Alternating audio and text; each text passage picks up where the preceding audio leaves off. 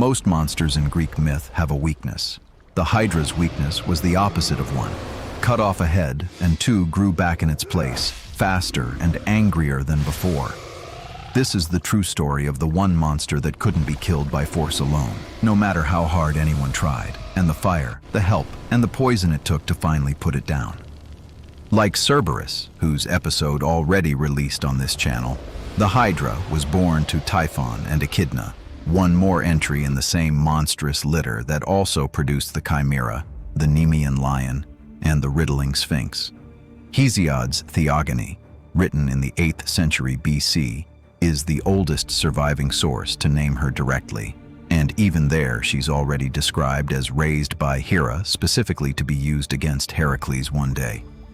The name itself comes from the Greek word for water, hyder, water serpent, a fitting label for a creature that made her home in a swamp and could only really be fought on ground she chose. Not a wild accident of nature. A weapon deliberately cultivated in the swamps near Lerna, patient and purposeful, waiting for a target that hadn't even been born yet when the grudge began. That grudge traces back to Hera's long-standing hatred of Heracles simply for existing, born as he was from one of Zeus's affairs. And the Hydra was only one of several creatures she positioned over the years specifically to destroy him. The Hydra didn't cross paths with Heracles by chance.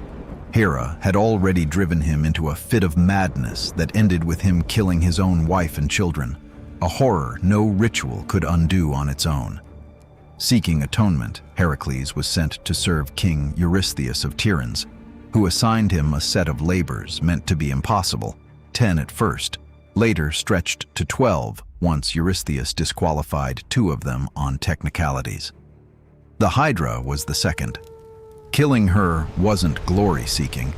It was penance, handed down by a king who had every reason, thanks to Hera, to want Heracles to fail. The Hydra made her home in the swamps of Lerna, near a spring called Amymone, a poisoned, waterlogged landscape that mirrored the creature herself, toxic, difficult to navigate, and dangerous to approach from any single direction. Her breath and even her blood were said to be lethal on contact, meaning the swamp itself became an extension of the monster long before anyone got close enough to count how many heads she actually had.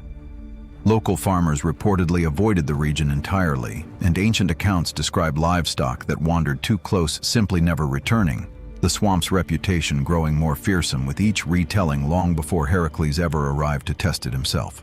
Heracles arrived at Lerna with his nephew Iolaus as his charioteer and, crucially, his second pair of hands. A detail almost every version of this myth insists on, because this was never a labor meant to be solved alone. Iolaus wasn't a background figure either. Later sources describe him as Heracles' closest companion through much of the early labors, present at Lerna specifically because Heracles trusted no one else to stand that close to the fight. Some accounts have Heracles firing flaming arrows into the Hydra's lair first, forcing her out into the open rather than fighting her on ground of her own choosing. Accounts vary on the exact number of heads. Hesiod doesn't give a firm count. The poet Simonides, writing generations later, claimed 50. Later vase painters, chasing spectacle rather than precision, inflated the number well past that. Every version agrees on the mechanic underneath the disagreement. Sever one head, and 2 grow back from the wound almost instantly, toxic green ichor spraying with each cut. Heracles discovered this the hard way, hacking at heads that kept multiplying faster than he could clear them, turning what should have been a straightforward fight into a battle he was mathematically losing in real time, the swamp around him filling with more snapping jaws with every stroke of his sword rather than fewer. If this story's got you hooked already, take a second to like and subscribe. It really does help this channel keep telling stories like this one. The solution came from Iolaus, not Heracles. As Heracles severed each head, Iolaus followed immediately behind with a burning firebrand, cauterizing the fresh wound before it could regenerate. The strategy worked exactly as intended. Fire stopped the regrowth cold, head after head, until only one head remained, the Immortal one. the single head at the Hydra's center that no blade, ordinary or otherwise, could ever permanently destroy.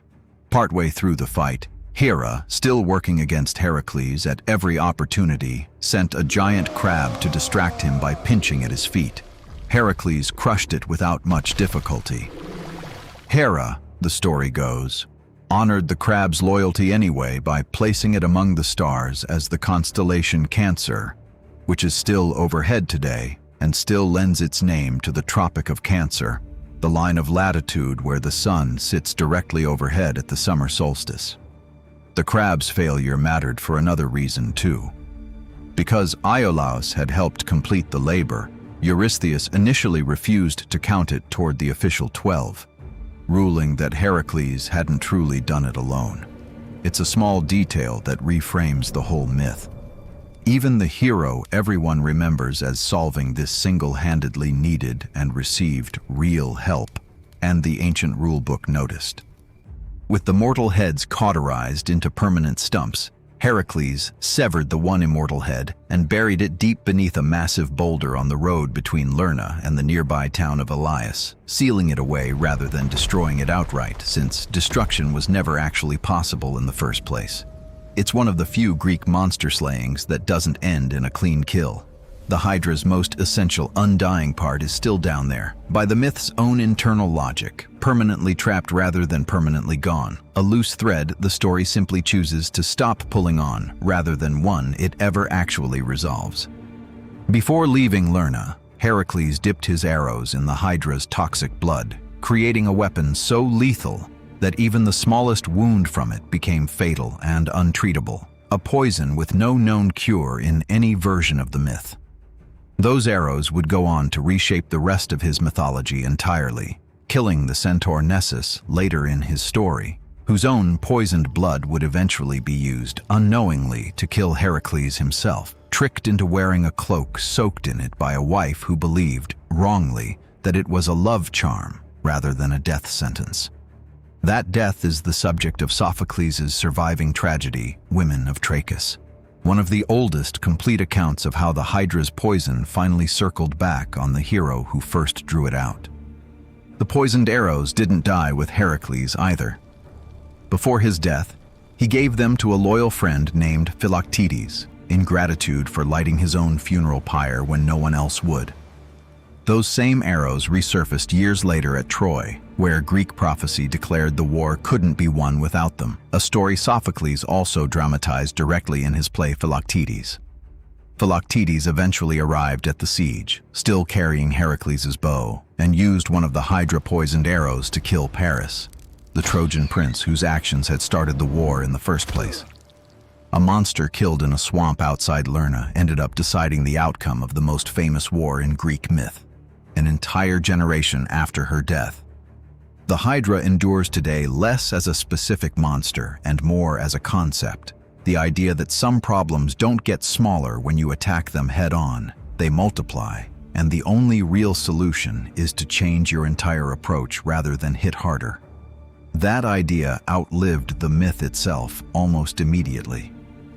Plato used the Hydra as a direct comparison in his dialogue Euthydemus, describing a stubborn, bad-faith argument as a beast that grows two new heads the moment you cut one down, proof that Greek writers were already using this exact monster as shorthand for an unwinnable fight within a few centuries of the myth taking its familiar shape.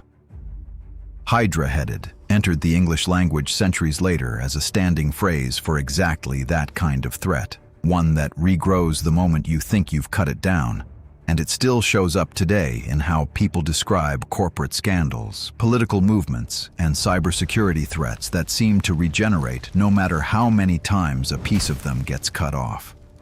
That's rare in Greek myth, where most monsters fall to a clever trick or an overwhelming show of force alone.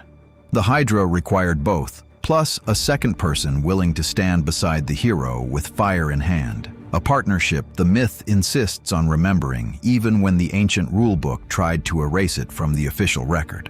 Next up in this series, the Sirens, whose danger was never claws or venom, but a song no sailor could resist listening to. Subscribe so you don't miss it.